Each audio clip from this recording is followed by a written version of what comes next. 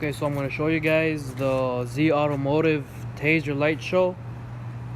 That what you do is it's a taser, it's like a little device. You plug it in the OBT port and you follow instructions and you set it up using the controls on the steering wheel, which I'll show in another video.